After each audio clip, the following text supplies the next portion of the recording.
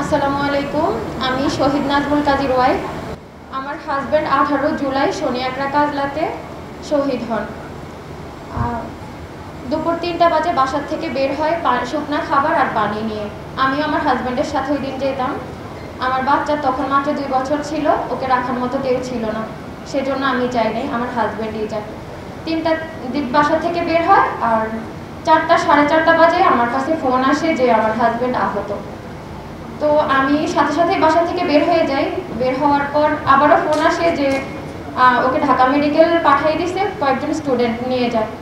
তো আমি যখন বের হয়ে যাই তখন শুনি যে অনাবিল হসপিটালে ওকে ভর্তি করাইছে। তো আমি অনাবিল হসপিটালের পাশাপাশি যখন যাই তখন শুনি যে ওই জায়গায় ওকে রাখে নাই। তখন এরকমই ছিল, এসব হসপিটালে বলেই দেওয়া হয়েছে যে কোনো আহত ব্যক্তিকে যেন চিকিৎসা না দেওয়া হয়। আমার হাজব্যান্ডকেও দেয়নি অনাবিল হসপিটাল। ওর মাথার মধ্যে ইনজুরি ছিল, একটা ব্যান্ডেজ পর্যন্ত ওকে করে নেয়। তারপর আমি আবার ঢাকা মেডিকেল যাই। সে যাওয়ার পথেও অনেক ভোগান্তি সৃষ্টি হয়। আমি রাস্তার মধ্যে সব ব্যারিকেড দেওয়া ছিল, আমি ওদের হাত জোর করে বলি রাস্তাটা একটু ক্লিয়ার করে দিতে, আমি শুধু আমার হাজব্যান্ডের কাছে একটু যাব। আমি হাত জোর করে রিকোয়েস্ট করার পর অনেকগুলো স্টুডেন্ট আসে, এসে রাস্তা ক্লিয়ার করে দেয়। আমি আমার হাজব্যান্ডের কাছে যাই। ঢাকা মেডিকেলের প্রত্যেকটা কেবিন আমি খুঁজছি, আমার হাজব্যান্ড কই নাই। আমি দেখতেছি এক একজনের মগজ বের হয়ে আছে, এক একজনের এক এক অবস্থা। তো আমি আল্লাহকে এটাই বলছিলাম যে আল্লাহ, আমার হাজব্যান্ডের জন্য আমি এমন না দেখি, আমি ওটা চিকিৎসা করাবো, আমি এখানে রাখবো না, অন্য হসপিটাল নিয়ে যাবো। তার 2-1টা কেবিন যাওয়ার পর আমি দেখি যে 4-5টা লাশ ওই জায়গার মধ্যে একদম ফাস্টই হচ্ছে আমার হাজব্যান্ড। আমি জানি না ওরা কেন মেরে ফেলছে। একজন মানুষ পানি খাওয়াতে যেতেই পারে, কত ছোট ছোট বাচ্চারা রাস্তায়। আমিও সেদিন যেতাম, কিন্তু আমি চাইতে পারি নাই। আমি ওই জায়গায় গিয়ে দেখি যে আমার হাজব্যান্ডের লাশ পড়ে আছে। আমি এত ডক্টর ডাকছিলাম, কেউ আসে নাই। লাস্ট আমার কান্না দেখে 2-1জন আসছে। ওরা এটাও বলতে পারবে না যে আমার হাজব্যান্ডের মৃত্যুটা কেন হয়েছে। পোস্টমর্টম রিপোর্ট দেখে আমি জানতে পারছি যে আমার হাজব্যান্ড মানে কিসের জন্য মারা গেছে, কি ক্ষতির জন্য মারা গেছে। ওরা একটা ব্যান্ডেজ পর্যন্ত করে নাই, সেটা ঢাকা মেডিকেল, অনাবিল কোনো হসপিটাল না। এমন কত মানুষ আছে যে শহীদ হয়েছে শুধু চিকিৎসা ছাড়া, একটুও চিকিৎসা পায় নাই। আমার হাজব্যান্ডও পায় নাই। আমার মেয়ের বয়স ছিল 2 বছর, এখন ওর বয়স 3 বছর। 10 দিন আগে ওর বার্থডে গেছিল। প্রত্যেকবার ওর বাবা ওর বার্থডে নিয়ে খুব থাকতো যে মেয়ের জন্য কি করবে না করবে।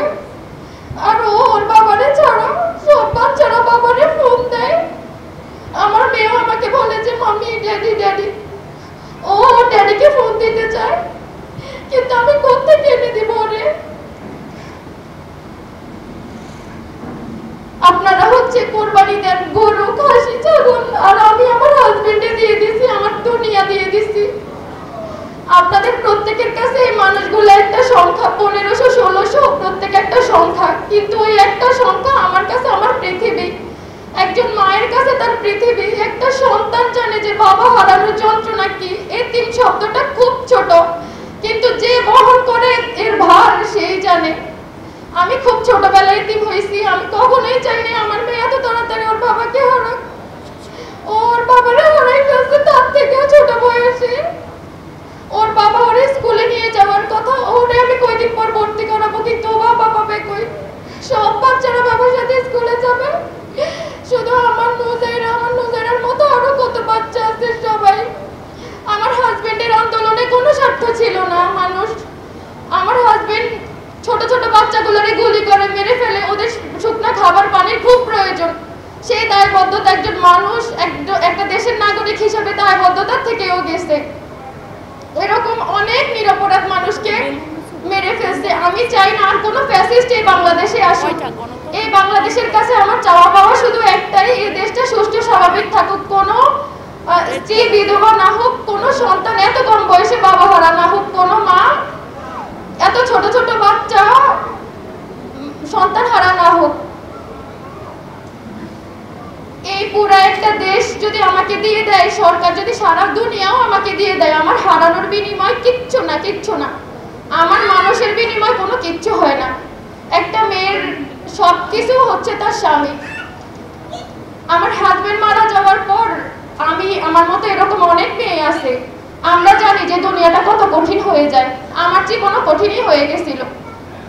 হয়তোবা বলতে পারবেন যে সরকার অনুদান দিচ্ছে, একটা বাচ্চা কি কোটি টাকা থাকলেও তার বাবাকে হারানোর যে ব্যথা, ওটা কি কখনো বলতে পারে? কখনোই না। কোটি টাকা দিয়ে একটা বাচ্চার বাবা ফিরাই দেওয়া যায় না, একটা মেয়ের স্বামী না, আর একটা মায়ের সন্তানকে না। এই দেশটা সুস্থ, স্বাভাবিক, সুন্দর থাকুক, এটাই আমার চাওয়া পাওয়া। আমার বাচ্চাটা একটা সুস্থ পরিবেশে বড় হোক, ওকে দেখে কেউ এতিম না বলুক, অবহেলা না করুক। 36 জুলাই আন্দোলনে যত মানুষ শহীদ হয়েছে, ওই শহীদের সন্তানদের আপনারা সবাই একটু দেখবেন।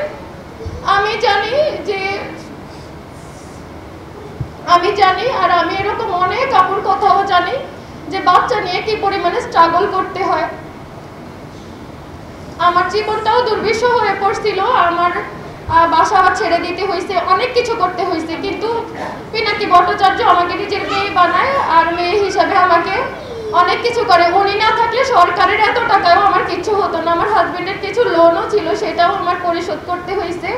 তো এরকম সবার আছে। আমি জানি আমি কোন জায়গায় ছিলাম। 18 জুলাই সকালে আমার হাজবেন্ড কানাডার জন্য কাগজপত্র জমা দেয়।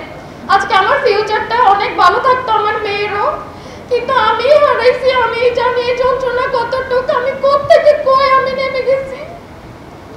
আপনারা অনেকেই কথা বলতে পারতেন না স্বাধীনভাবে, অনেকে বাহিরে যেতে পারতেন না, সবাই সবার স্বাধীনতা পাইছেন। আপনারা শুধু এই শহীদদের মনে রাখবেন, ওনারা শুধু চলে যায় নাই, ওনারা গেছে সাথে আমরাও। আমার হাজবেন্ডের মৃত্যু যন্ত্রণা 2 ঘন্টা 3 ঘন্টা ছিল, আর ওই যন্ত্রণা আমি আজকে এতদিন বহন করে আসছি। আমার মৃত্যু পর্যন্ত এই